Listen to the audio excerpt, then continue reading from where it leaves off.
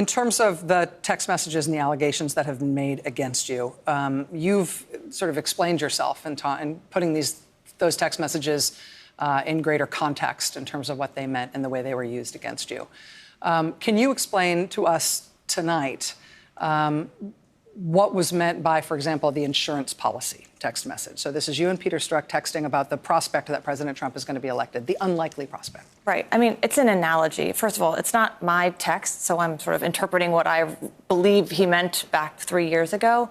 But we're using an analogy. We're talking about whether or not we should take certain investigative steps or not based on the likelihood that he's going to be president or not, right? You have to keep in mind, if President Trump doesn't become president, the national security risk, if there is somebody in his campaign associated with Russia, plummets.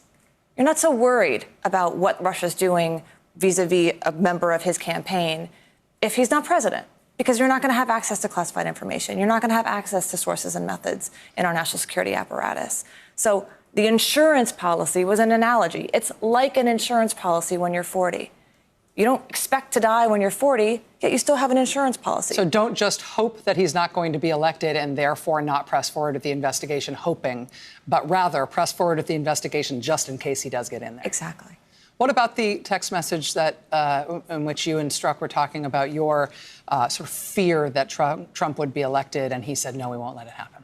I mean, by we, he's talking about the collective we. Like-minded, thoughtful, sensible people who were not going to vote this person into office. You know, obviously, in retrospect, do I wish he hadn't sent it? Yes. It's been mutilated to death, and it's been used to bludgeon an institution I love, and it's meant that I've disappointed countless people. But this is a snapshot in time, carrying on a conversation that had happened earlier in the day that reflected a broad sense of he's not going to be president. We, the democratic people of this country, are not going to let it happen. And in terms of the litigation of this issue, the question about whether or not this, as the president and his supporters claim, reflected some inherent political bias by you and Mr. Strzok, and that you had key roles to play in these investigations, and therefore the investigations are biased. I mean, the Inspector General has looked at that. Been critical of these expressions of strong political views, but also said that there was no indication that political bias affected any decisions in either of these investigations. Full stop.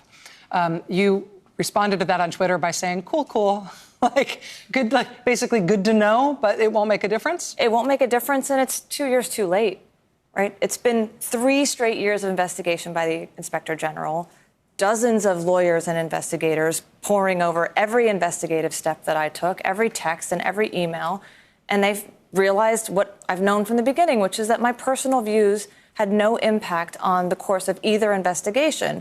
But to my cool point, 2 days later, you see Lindsey Graham in the Senate spend 40 minutes reading text messages again. These are 3 years old. They're been described as immaterial, ultimately, by the Inspector General, and yet we're still talking about them. We're still talking about